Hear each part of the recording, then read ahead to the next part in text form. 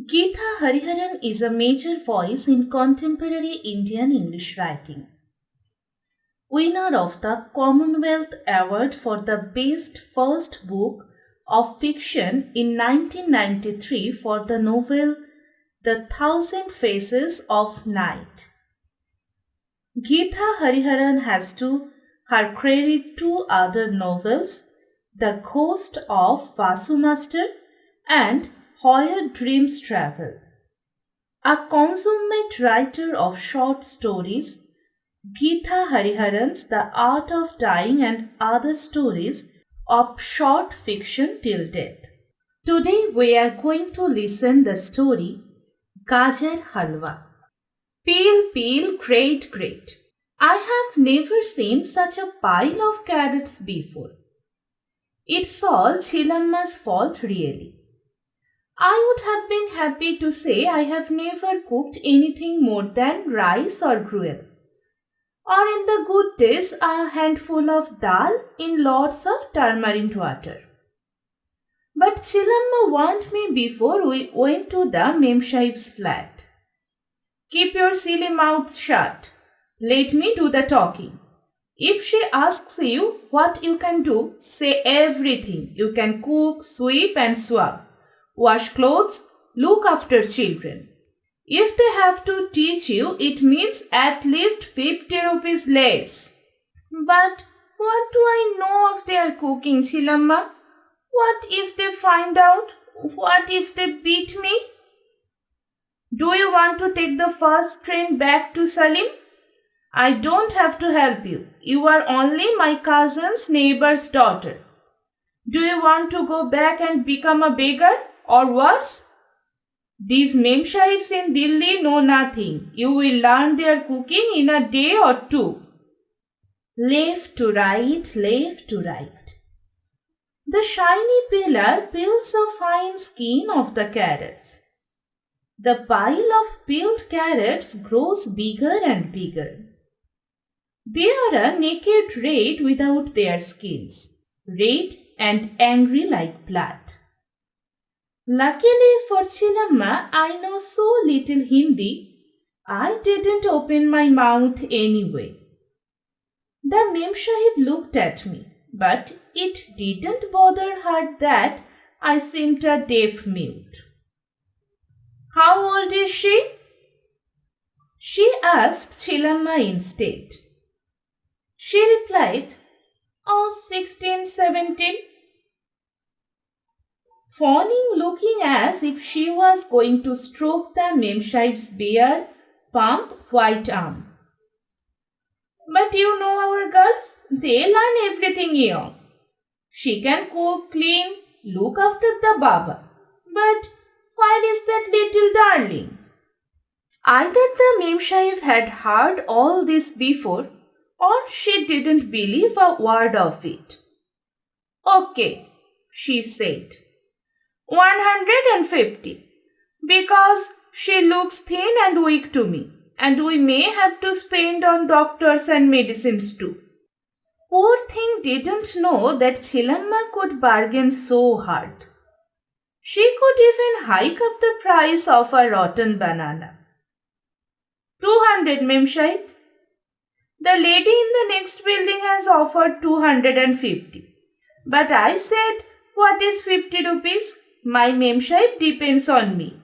And who will look after my sweet Baba?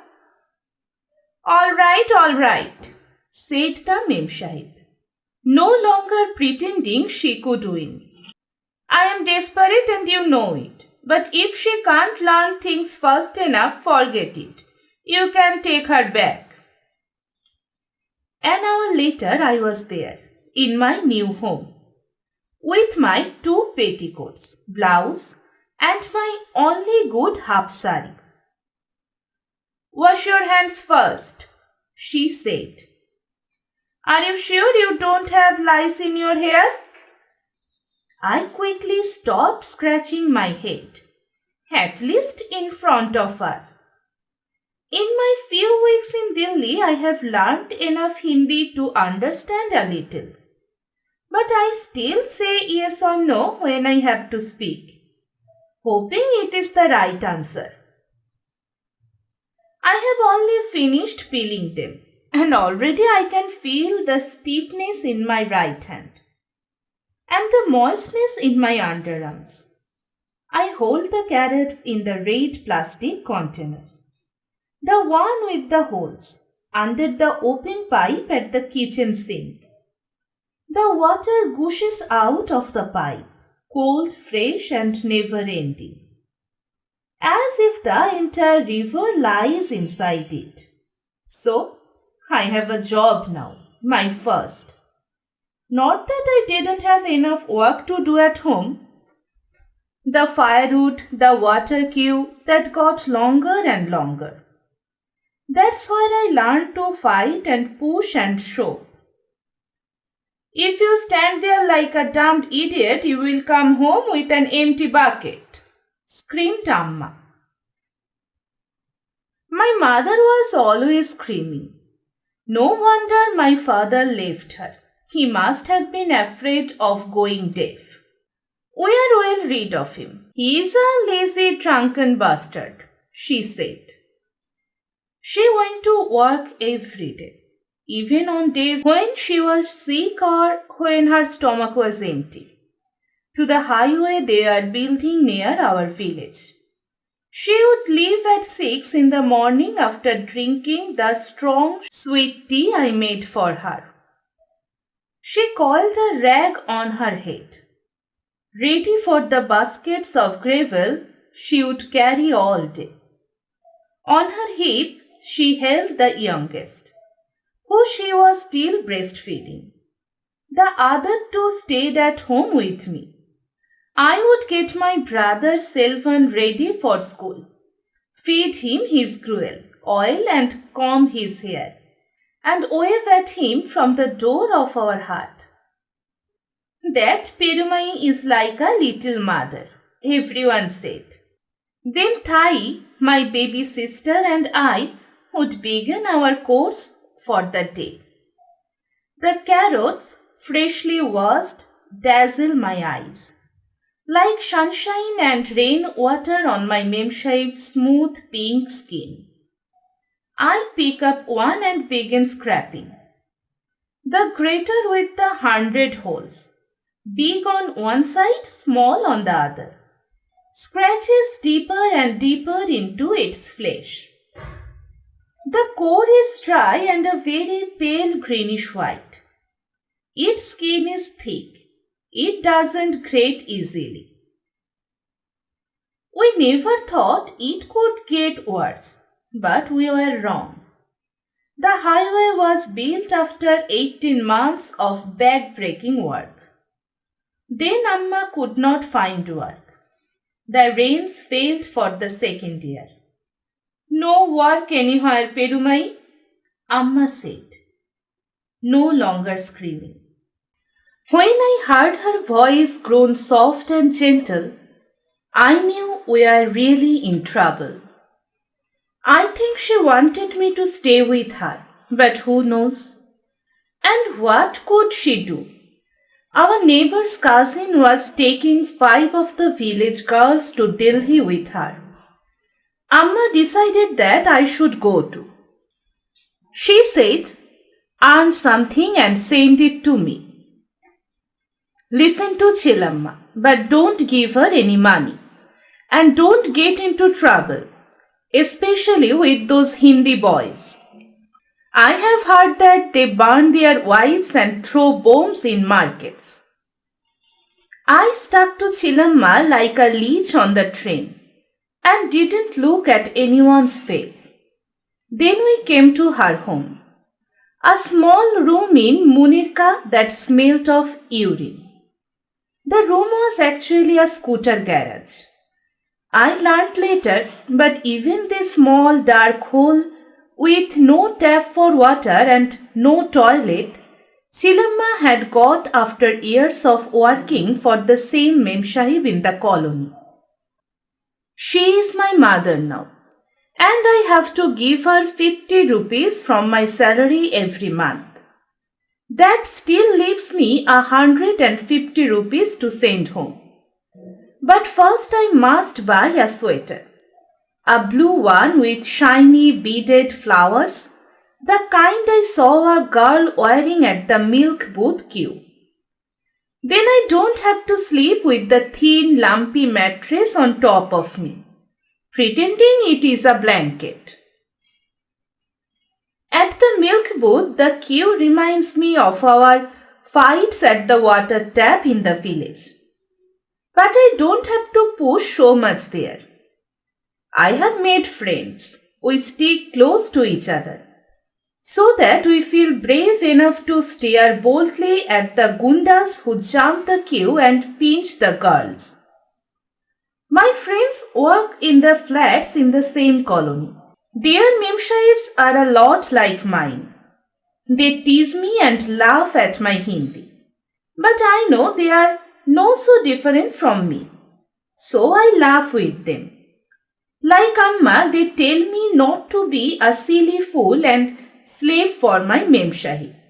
They say in 6 months you can get a job for double the money in a richer colony. The carrot in my hand grows shorter and shorter. The last bit is the worst. I frown and frown, my eyes on the grater, daring it to scrape my fingers.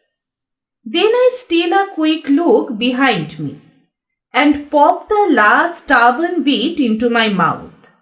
It stays there, juicy and sweet, but it refuses to melt. So I learn to swab quickly, skipping corners and under the beds when she is not looking. The water freezes my fingers. How can people wash their clothes when the sun doesn't even shine properly? In our village near Salim, I would scrub and scrub our clothes, hit them again and again on the rocks near the river.